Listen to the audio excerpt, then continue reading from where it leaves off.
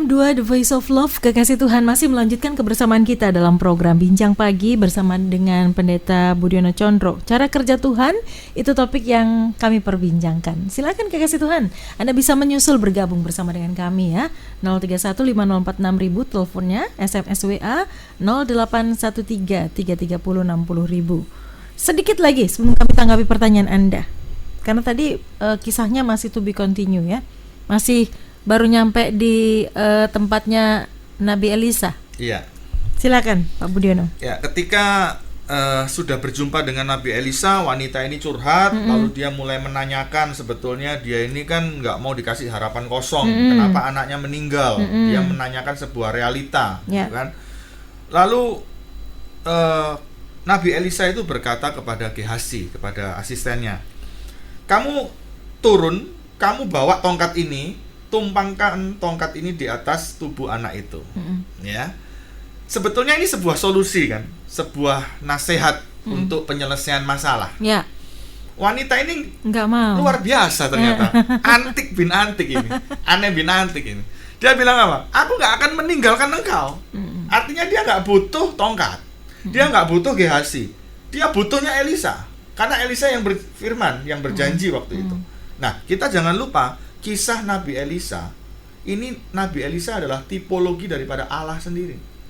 Allah yang berfirman, Allah yang menyatakan rencananya, itu nggak mau ditinggal. Wanita ini nggak mau meninggalkan Nabi Elisa, nggak mau ngelepas. Nah, itu yang harus kita miliki. Kalau kita mau melihat Allah bekerja, yang kedua, Allah itu bekerja dari firman yang diucapkannya, dari firman yang disampaikannya. Makanya kita jangan pernah lepaskan Tuhan yang berfirman. Tuhan itu sumber, Allah itu sumber. Dia yang menyatakan kuasa firman itu. Bukankah langit dan bumi juga dari firman? Manusia ini hidup bukan dari roti saja katanya kan? Manusia itu hidup dari firman yang keluar dari mulut Allah. Makanya kita jangan pernah lepaskan firman. Kalau sudah kita mempercayai firman Tuhan, maka betul-betul kita hidup seturut firman Tuhan. Kalau mempercayai firman Tuhan itu jangan diambil sepotong ya. Oh, menerima janji Tuhan, oh hanya mengklaim janji Tuhan. Yang namanya percaya akan firman itu termasuk kita melakukan apa yang menjadi syarat ketentuannya firman. Ya. Firman Tuhan itu selalu jika maka. Iya. Syarat dan ketentuan berlaku. Jika maka. Ya. Jika kamu begini maka saya ingat sebab akibat. Kalau sebab akibat jika maka itu saya ingat satu kali saya mendampingi seorang hamba Tuhan untuk makan setelah pelayanan. Lalu saya ditanya, nanti liburan kemana? Saya bilang ke Jakarta. Naik apa? Naik pesawat. Terus, nggak ikut promo tiket murah. Oh, saya sudah dapat tiket murah. Dia tanya, ya apa dapat promo tiket murah? Saya pesan lewat internet. Berapa Surabaya Jakarta, Jakarta Surabaya? Nggak sampai 100.000 waktu itu, ya promo-promo itu ya. Wah, langsung matanya berbinar-binar semangat. Saya juga kepingin, ya apa caranya? Ajarin saya. Yang nomor 1 harus punya laptop, Pak. Yang kedua harus punya koneksi internet. Dan yang ketiga harus punya kartu kredit, saya bilang gitu. Jangan lupa juga KTP. Terus dia minta dipandu. Terus saya bilang, Bapak kalau mau tahu secara detailnya itu iklannya ada di surat kabar. Bapak bisa ikuti, ya. Nah, besoknya dia telepon. Kemarin saya sepanjang malam coba-coba enggak bisa masuk, enggak bisa dapat, ya. Bisa, Pak, gampang kok, Pak, gitu. Enggak bisa besoknya lagi. Akhirnya saya curiga. Bapak sudah ikuti petunjuknya betul yang di surat kabar? Ya. Ternyata dia ini kan orang tua. Dia enggak lihat yang kecil ada bintang di bawah itu. Syarat dan ketentuan berlaku. Dan itu bisa dibuka di internet. Ternyata yang berlaku itu kartu kredit bank tertentu. Promonya itu kerjasama dengan bank tertentu. Dan yang dia masukkan itu kartu kreditnya nggak seperti yang saya punya. Jadi nggak bisa tembus. Terus dia bilang, nggak bisa, ini bohongan, ini iklan. Bukan bohongan, Pak, tapi Bapak tidak mengikuti syarat ketentuan berlaku. Yang digunakan adalah kartu kredit bank ini. Oh ya, pantesan nggak bisa. Nah itu loh, banyak orang tuh kepingin mendapatkan hasil, mendapatkan berkat janji Tuhan, tapi tidak melakukan syarat ketentuan yang berlaku. Makanya kalau mau bicara tentang Allah bekerja dari firman yang diucapkannya, itu bukan Tuhan yang selalu bekerja kepada kita, tapi lebih dulu kita bekerja untuk kesenangan Tuhan. Carilah dahulu kerajaan Allah dan kebenarannya, maka semuanya akan ditambahkan kepadamu. Yohanes 15 ayat 7 juga. Jikalau kamu tinggal dalam aku, firmanku tinggal di dalam kamu, mintalah apa saja. 1 Korintus 2 ayat 9, apa yang tidak pernah dilihat mata, tidak pernah didengar telinga, tidak pernah timbul dalam hati manusia, semua disediakan oleh Allah bagi mereka yang mengasihi Dia. Kalau nggak mengasihi, nggak bisa. Orang yang mengasihi Tuhan itu apa? Yohanes 14, mereka yang melakukan perintahku. Jadi kalau mengasihi Tuhan jangan dilihat waktu bisa bahasa roh atau bisa atau pelayanan pelayan di gereja. kemana-mana gitu. Mengasihi Tuhan itu yang melakukan perintah Tuhan. Makanya kalau mau disebut mengasihi Tuhan, nggak usah terlalu pamer deh. Dalam apa show off pelayanan, enggak. Tiap hari kita mengasihi Tuhan dengan melakukan perintah Tuhan. Ya. Oke. Ini kalau diteruskan bisa 3 hari 3 malam nggak selesai ya. Masih Karena memang saya. masih Oke, kami akan tanggapi pertanyaan Anda. Silakan kekasih Tuhan, Anda bisa bergabung bersama dengan kami. Telepon, SMS, WA bisa Anda manfaatkan. Pak, ini sudah tanya dari tadi sebelum jam 8 ini. Ya, silakan. Nah, ada 4477 yang bergabung. Shalom. Shalom. Pak Budiono. Ya. Kalau kita sudah lama bersaat teduh, tiap pagi baca Alkitab, berdoa, sore, malam, tiap pagi, siang, sore dengar radio Sangkakala, doa juga. Doa saya untuk sembuh, tapi kok tetap sakit dan lain sebagainya. Bagaimana dengan hal ini? Iya. Kesembuhan itu adalah salah satu berkat ya, ataupun yang diharapkan banyak orang. Iya, tetapi kita jangan lupa bahwa Yesus pernah berkata begini, "Ya Bapa, kalau boleh cawan ini berlalu daripadaku. Tapi bukan kehendakku yang jadi, tapi biarlah kehendakmu yang jadi." Kita kepingin sembuh itu tidak salah. Tetapi walaupun kita nggak sembuh, tapi yang penting karakter kita diubahkan. Yang penting itu bukan kesembuhan, tapi karakter kita menjadi seperti yang Tuhan mau. Jadi kesembuhan itu bukan tujuan. Kesembuhan itu adalah akibat. Makanya kita jangan lupa tujuan. Tujuan kita adalah menyenangkan Tuhan, memuliakan Tuhan. Nggak sembuh pun nggak apa-apa. Yang penting kita sudah melakukan maksimal. Murid-muridnya Yesus itu nggak ada loh yang hidupnya enak setelah ditinggal Yesus naik ke sorga. Matinya Mereka juga nggak ada mati yang enak, martir semua, syahid semua, matinya mengerikan semua. Apakah Tuhan tidak menolong? Apakah Tuhan itu tidak cinta? Cinta. Tetapi Tuhan tetap menyediakan yang terbaik buat mereka, yaitu sorga. Makanya jangan kita terpaku sesuatu yang baik itu menurut ukuran dunia. Sesuatu yang terbaik itu datangnya dari atas, bukan dari dunia. Makanya kita berharap kesembuhan boleh, tetapi hasil kesembuhan itu kapan? Terserah Tuhan. Jangan membatasi kuasa Tuhan, jangan membatasi waktunya Tuhan. Pasrah saja, ya. Pokoknya kita mengupayakan kesembuhan, kita berupaya. Nanti waktunya tiba, sembuh pasti sembuh. Ya. Kalau Tuhan menyatakan kesembuhan, sekejap bisa. Tapi kalau Tuhan memang butuh waktu untuk supaya kita terbentuk karakter kita, kenapa nggak boleh? Boleh saja, gitu loh. Apa saya juga sebagai hamba Tuhan nggak pernah sakit, masuk rumah sakit? Pernah. Tetapi hasilnya seperti apa saya nggak pernah mikir. Pokoknya saya melakukan bagian saya untuk sehat. Urusan hasilnya sembuhnya urusan Tuhan. Nyatanya juga sembuh. Percayalah kalau ini ibu ya. Tidak disebut. Oh, tidak disebut. Kalau kita memasak, menggoreng ikan. Kalau ikan itu di dalam penggorengan sudah matang, masa kita biarkan? Kalau sudah matang ya diangkat dari penggorengan, ya kan? Dari panci penggorengan itu. Kalau karakter kita sudah matang, buah-buah roh itu sudah kelihatan, nggak ada alasan untuk nggak disembuhkan. Pasti disembuhkan, pasti dikabulkan. Tuhan itu pakai setiap cara apapun untuk membentuk karakter kita jadi matang. Yang terpenting karakter kita. Karena kesembuhan itu tidak kekal, Bu. Ya.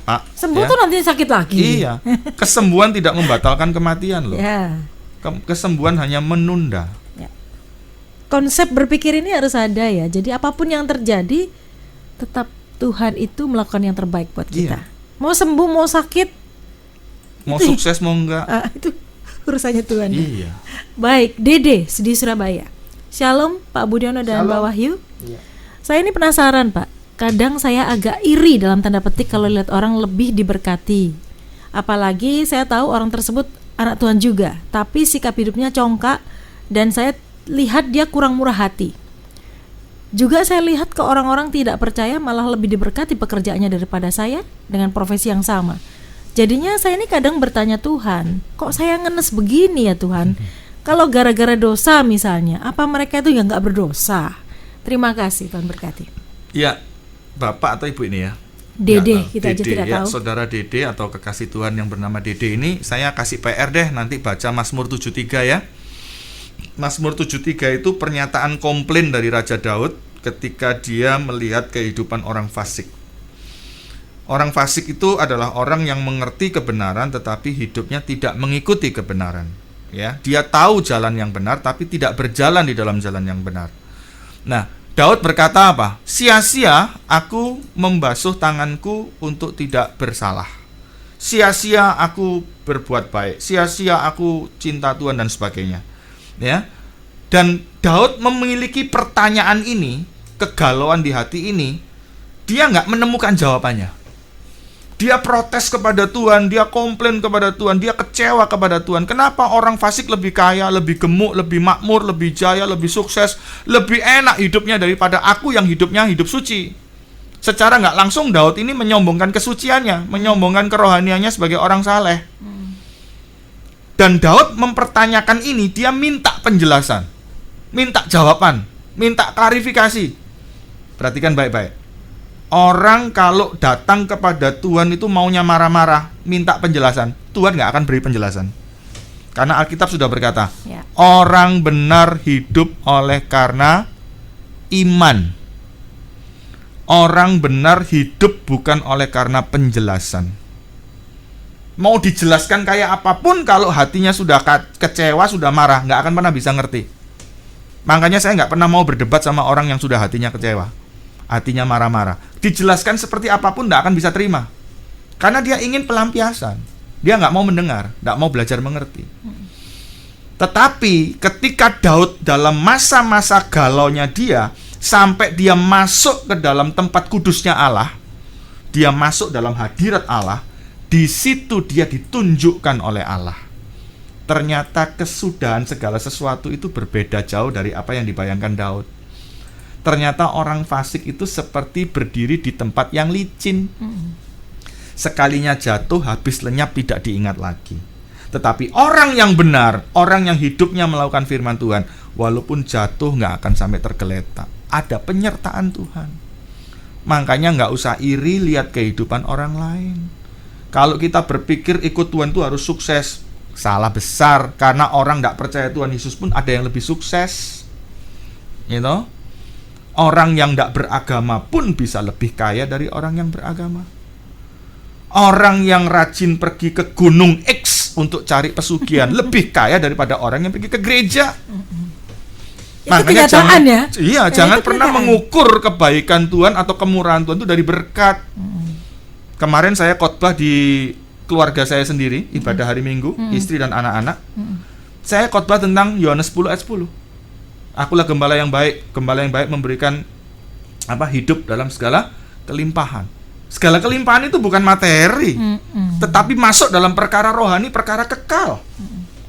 Lalu ujungnya ayat itu berbunyi apa? Ya, keselamatan.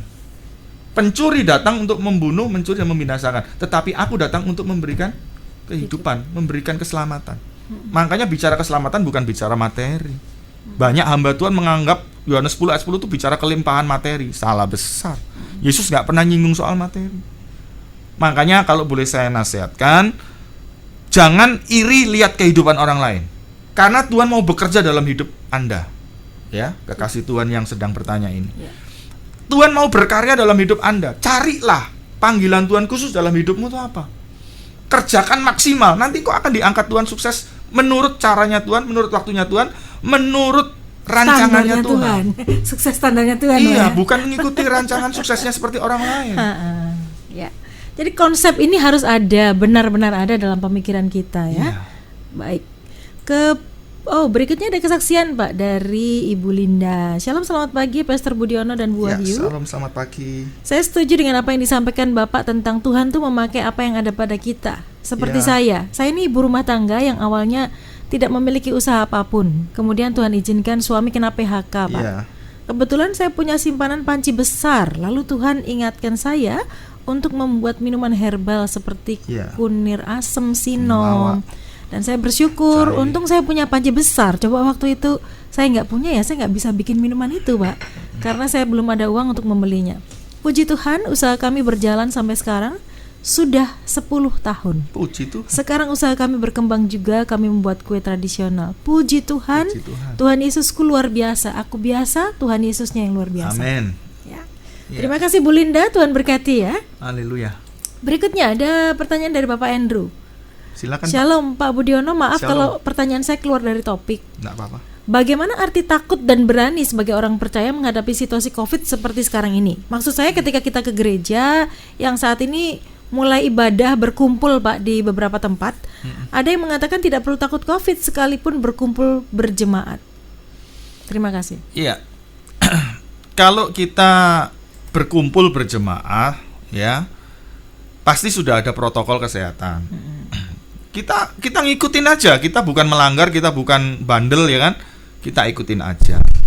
Dan kita yang paling penting itu bukan soal menjaga kesehatan dan kebersihan di dalam protokol itu, tapi kita juga jaga hati kita. Kalau sudah memang niatnya mau beribadah, mau kumpul ketemu dengan banyak orang, hati kita dimantapkan dulu. Percuma juga kalau kita beribadah tapi dengan ketakutan, ya kan? Kita berhadapan dengan Tuhan yang punya kehidupan loh. Kalau kita datang kepada Tuhan yang punya kehidupan dengan perasaan takut, kok nggak cocok ya? Kok nggak match gitu loh? Nggak sinkron gitu loh. Ya, kalau kita berhadapan dengan Tuhan yang punya kuasa segala sesuatunya, ya sudah pasrahkan aja. Ibadah ya ibadah. Kalau soal takut, ya kita kembali lagi suka baca Alkitab lah. Ya, suka baca firman Tuhan. Tapi kalau kita masih ketakutan, ya nggak usah kumpul-kumpul lah. Ikuti aja live streaming terus, ya kan? Hidup ini pilihan kok, ya toh. Kita mau apa semua pasti ada resiko. Toh kalau kita nggak pergi ke kumpul dengan orang banyak pun, kalau memang kena ya kena kok, ya toh. Banyak kesaksian juga nggak keluar rumah juga kena kok, karena terima makanan dari luar. Itu kan kita nggak tahu.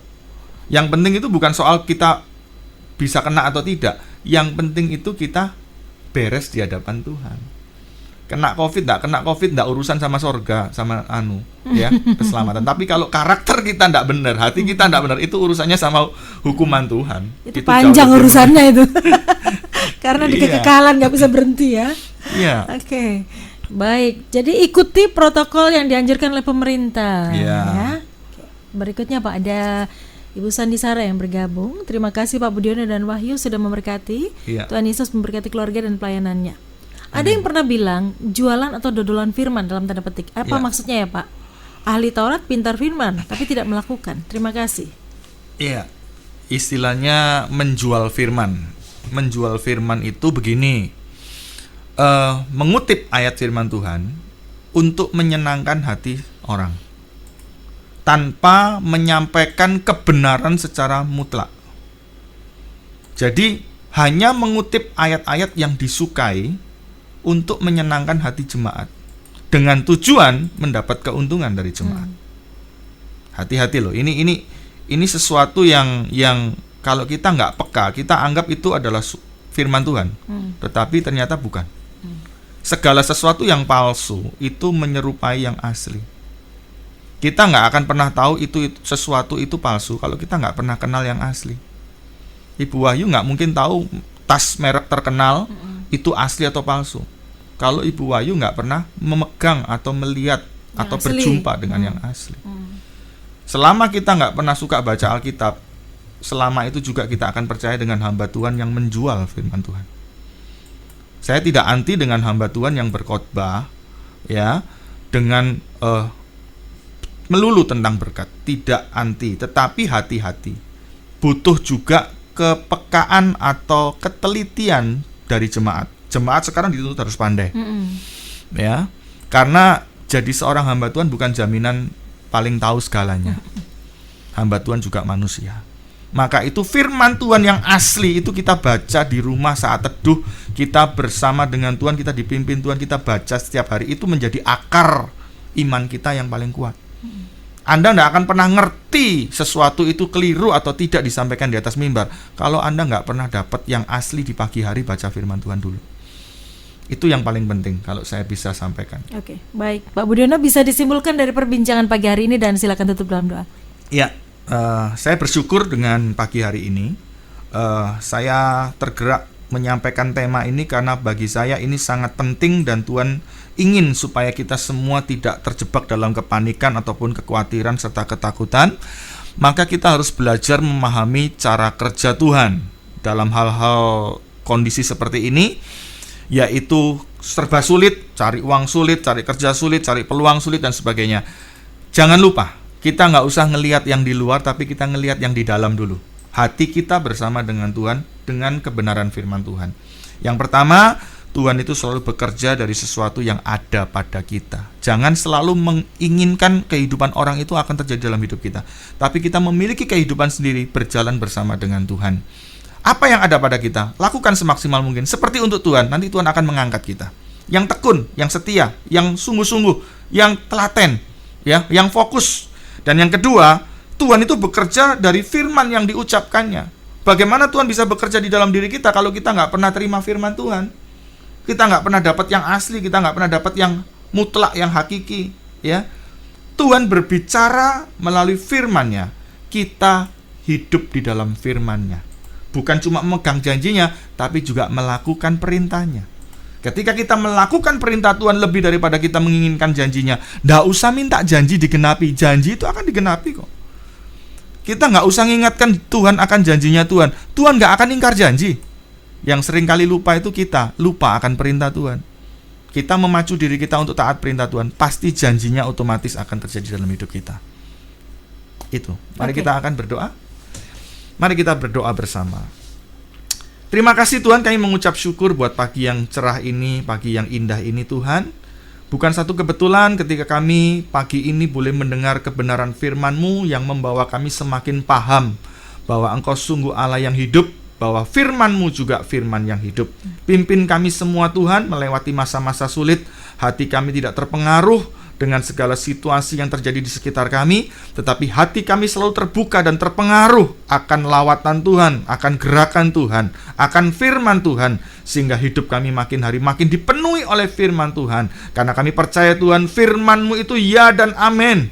Firman-Mu itu berkuasa, firman-Mu itu nyata, firman-Mu itu hidup, firman-Mu itu dahsyat Tuhan. Urapi kami semua, sehingga kami boleh berdiri atas kebenaran firman-Mu, sehingga tidak ada satupun yang bisa menghalangi kami, tidak ada satupun yang bisa menggagalkan kami, karena kami percaya Tuhan, firman-Mu juga tidak akan pernah gagal. Kami percaya ketika kami hidup dalam firman-Mu, hidup kami juga tidak akan pernah gagal. Terima kasih Bapa, berkati setiap kekasih Tuhan yang mendengarkan program acara pagi hari ini. Pakai mereka semua untuk hormat kemuliaan nama-Mu.